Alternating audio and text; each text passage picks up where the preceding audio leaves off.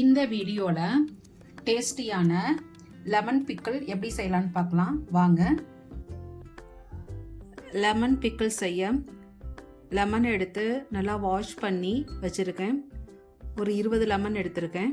அதை வந்து சின்ன சின்ன பீஸாக கட் பண்ணி எடுத்துக்கலாம். சீடு இல்லாமல் இது மாதிரி சின்ன சின்ன பீஸாக கட் பண்ணி எடுத்துக்கலாம். இதுக்கு ஒரு 10 to 15 மிளகாய், சின்ன துண்டாக ஒரு இஞ்சி துண்டு, தோல் சீவி இதுவும் சின்ன சின்ன பீஸாக கட் பண்ணி எடுத்துக்கலாம். லெமன் சின்ன சின்ன பீஸாக கட் பண்ணியாச்சு.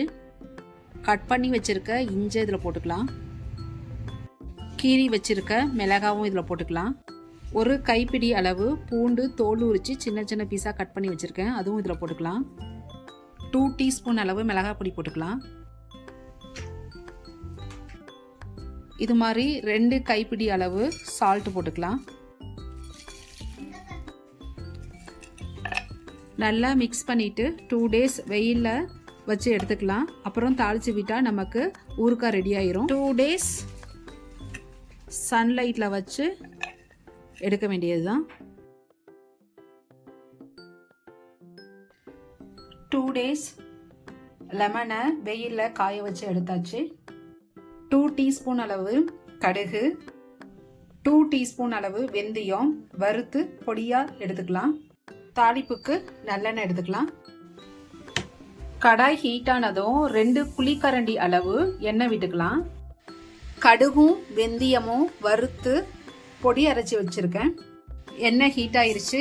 இப்போ 1 டீஸ்பூன் அளவு கடுகு போட்டுக்கலாம். 1 ஸ்பூன் அளவு பெருங்காய பொடி போட்டுக்கலாம். இதில் இப்போ உப்பில் ஊறி இருக்க லெமனை போட்டுக்கலாம்.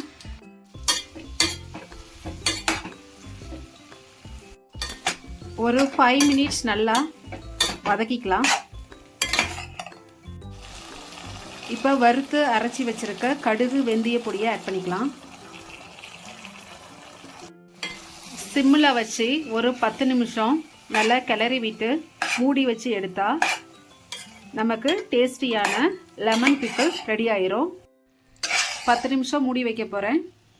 பாருங்கள், இப்போ எண்ணெய் பிரிஞ்சு வந்துருச்சு. நம்மளுக்கு பிக்கிள் ரெடி ஆயிருச்சு. அதுவும் ஒரு பாட்டிலுக்கு மாற்றிக்கலாம்.